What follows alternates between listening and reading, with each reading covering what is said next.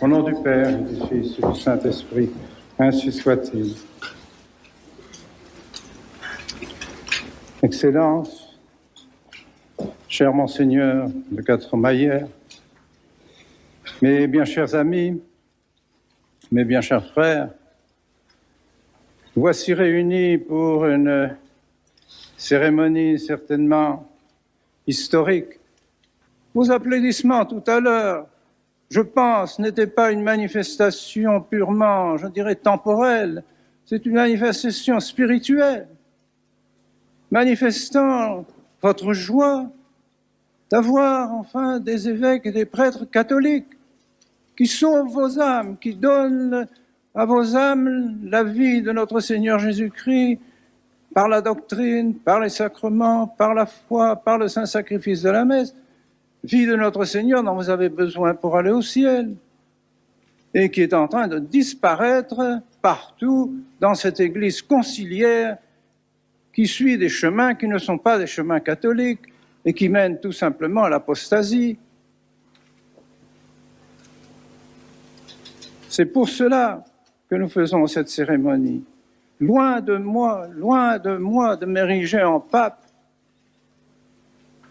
Je ne suis qu'un évêque de l'Église catholique qui continue à transmettre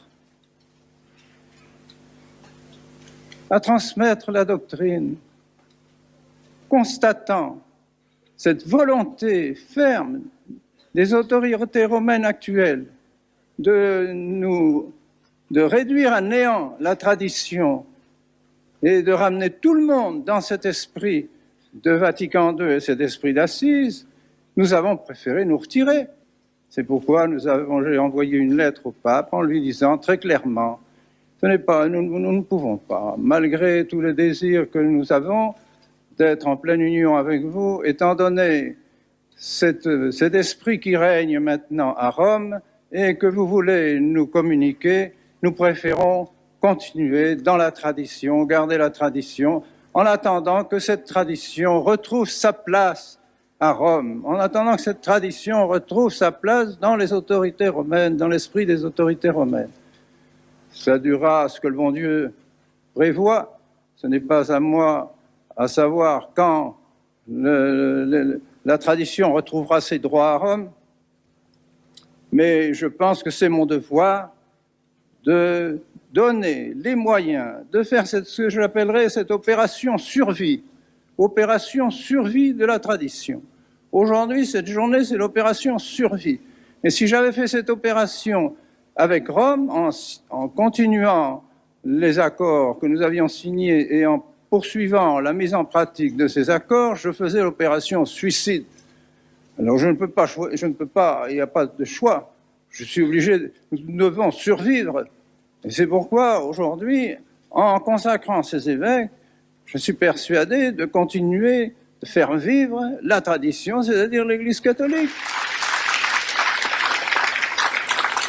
Vous savez bien, mes bien chers frères, vous savez bien qu'il ne peut y avoir de prêtre sans évêque. Tous ces séminaristes qui sont ici présents, si demain le bon Dieu me rappelle, et ce ne sera sans doute sans tarder, eh bien, ces séminaristes, de qui recevront-ils le sacrement de l'ordre? Des évêques conciliaires, dont les sacrements sont tous douteux, parce qu'on ne sait pas exactement quelles sont leurs intentions. Ce n'est pas possible. Or, quels sont les évêques qui ont gardé vraiment la tradition, qui ont gardé les sacrements tels que l'Église l'a donné pendant 20 siècles jusqu'au Concile Vatican II? Eh bien, c'est Monseigneur de Quatremayère et moi-même. Je n'en peux rien, mais c'est comme ça. Et donc, beaucoup de séminaristes se sont confiés à nous, ont senti qu'il y avait là la continuité de l'Église, la continuité de la tradition. Et donc, sont venus dans nos séminaires, malgré les difficultés qu'ils ont rencontrées, pour recevoir une véritable ordination sacerdotale et pour pouvoir offrir le vrai sacrifice du calvaire, le vrai sacrifice de la messe, et vous donner les vrais sacrements et la vraie doctrine, le vrai catéchisme Voilà le but de ces séminaires. Alors je ne puis pas, en conscience, laisser ces séminaristes orphelins, et je ne puis pas vous laisser, vous non plus, orphelins, en disparaissant sans rien faire pour l'avenir. Ce n'est pas possible. Ce serait contraire à mon devoir. Nous faisons un acte qui apparemment, et malheureusement, les médias ne nous aident pas dans ce sens, et